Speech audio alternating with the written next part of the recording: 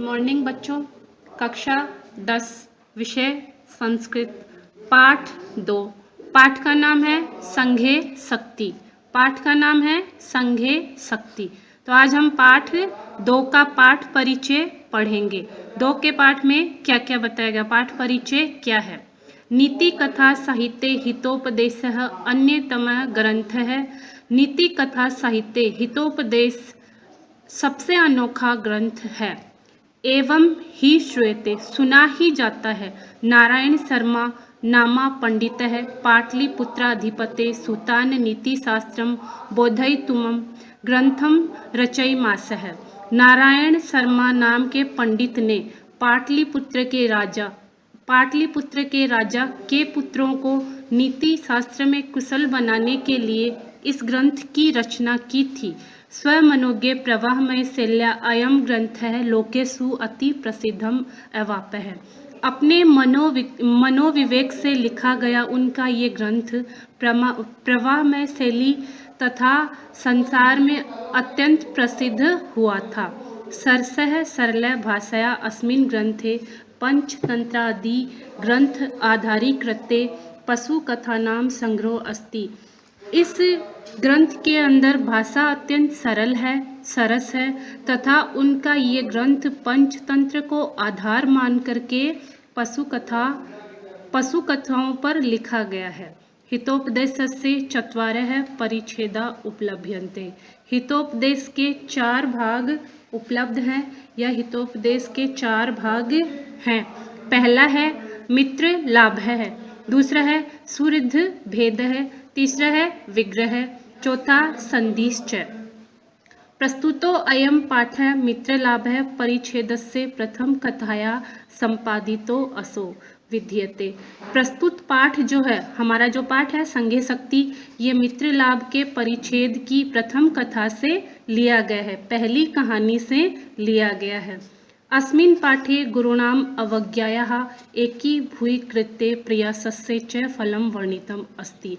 इस पाठ में अपने से बड़ों की अवज्ञा करने पर, अवहेलना करने पर क्या होता है तथा एकीभूत होकर के काम करने से क्या होता है, इसका फल इसमें बताया गया है। चित्रग्रीवस्य अवज्ञां कृत्वा कपोतः जालबद्धः संजातः। चित्रग्रीव नाम कबूतर की अवज्ञा करने पर किस प्रकार से सारे जो कबूतर हैं जाल में बंध जाते हैं। पुनश्च चित्रग्रीवस्य उपदेशेन एक चित्तिभूयं सहतीम आश्रय जालम आदाय एव उड़िता। और पुनः चित्रग्रीव के उपदेश से एकजुट होकर के किस प्रकार से जाल को लेकर के उड़ जाते हैं। ऐसा एव पाठस्य उपदेश है, यही पाठ का उपदेश है, यही पाठ का संदेश है। पाठ के 2 नाम हो सकते हैं, संघे शक्ति, संगठन में ही शक्ति होती है, इति वा, या फिर दूसरा इसका नाम हो सकता है सहति कार्य साधिका इति, संगठन से कार्य में सफलता मिलती है। इस प्रकार से इस पाठ में यही बताया गया है कि हमें संगठन से कार्य करना चाहिए, अपने से बड़ों की जो आज्ञा है उसकी अवहेलना नहीं करनी चाहिए। बड़े जो कहते हैं अपने भले के लिए ही कहते हैं। धन्यवाद। मॉर्निंग बच्चों। पाठ 2 संघे शक्ति। अस्ति गोदावरी तीरे विशालः सालम ली तरुः। गोदावरी नदी के किनारे एक बहुत बड़ा साल का पेड़ था। नाना दिग्देशाद आगत्य रात्रौ पक्षिणोः तत्र निवसन्ति। विभिन्न दिशाओं से आकर के वहाँ पर उस पेड़ के ऊपर रात में बहुत सारे पक्षी निवास करते थे। अथ कदाचित् अवसान्यां रात्रौ अस्ताचल चूड़ावलम्बिनी भगवती कुमुदिनी नायके चंद्रम असि लघुपत्नक नामः वायसः प्रबुद्धः। अस्ताचल यानी अस्त होना, अस्त की ओर जाना।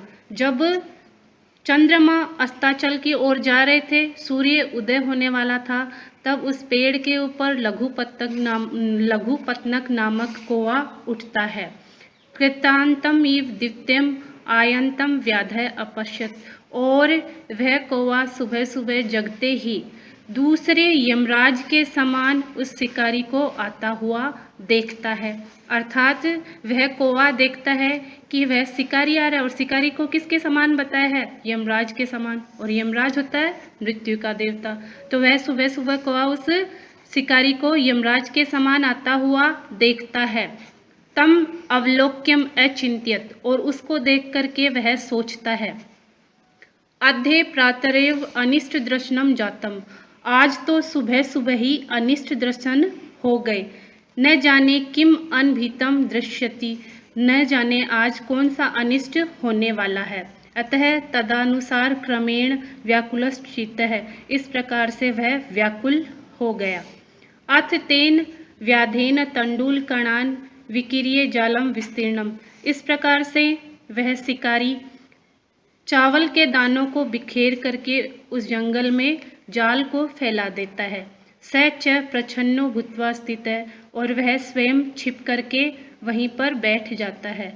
तस्मिनेव काले चित्रग्रीव नामा कपोतराजः स परिवारो वियति विसर्पन् तान तंडुलकणान अवलोक्य मासः अपश्यत, और उसी समय चित्रग्रीव नाम के कबूतरों के राजा का जो परिवार था आकाश से उड़ता हुआ जा रहा था। ततः कपोतराजः तंडुलकणान लुब्धान कपोतान प्रति अकथयत, और उसी समय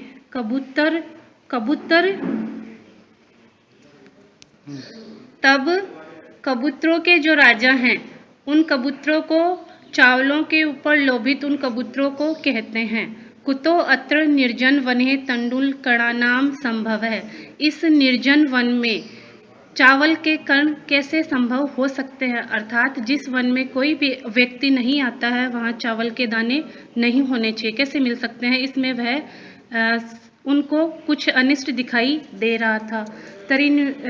तनि रूपायताम तावत है, और सभी निरुपाय हो जाते हैं। भद्रम इदम न पश्यामि, और वह कहता है कि मैं इसमें कल्याण को नहीं देख रहा हूँ। सर्वथा अविचारितम कर्म न कर्तव्यम, कभी भी बिना विचारे किसी काम को नहीं करना चाहिए। एतद्वचनम श्रुत्वा कश्चित कपोतः सदर्पम आह अकथयत, और उनकी ये बातें सुन करके कोई एक कबूतर कहता है, ईर्ष्य घृणी त्वा संतुष्ट है क्रोधिने नित्य संकित है पर भाग्यो पर जीवी च सडेत दुख भागिन है।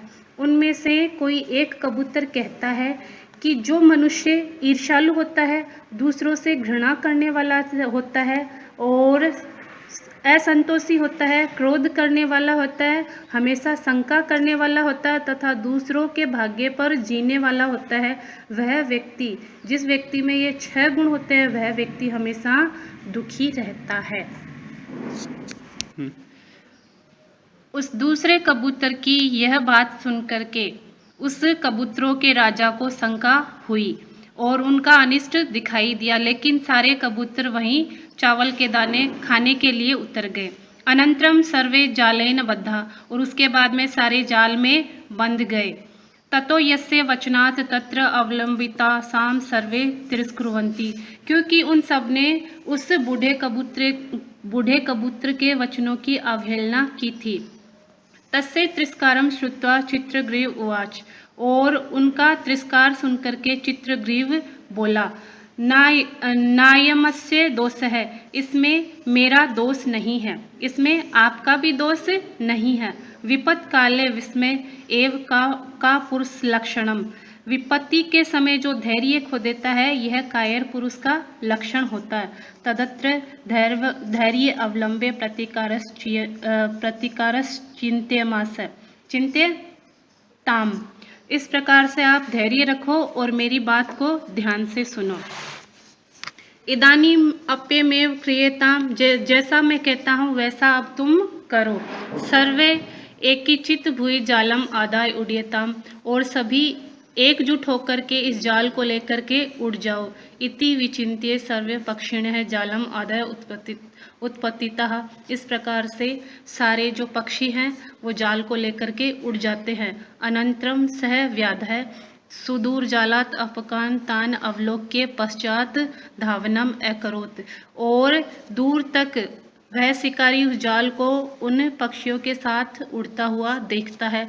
ततश्चेतु चक्षुर्विशेति क्रांतिषु पक्षिषु स व्याधो निवृत्त है। और वह शिकारी जब तक उस जाल को देखता है तब तक उसको वह जाल अपनी आंखों से दिखाई देता है।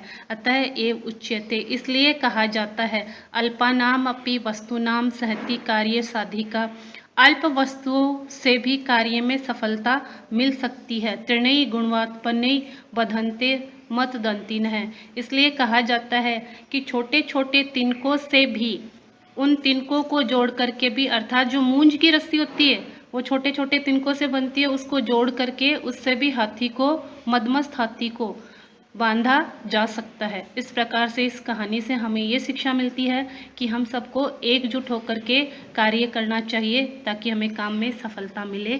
धन्यवाद।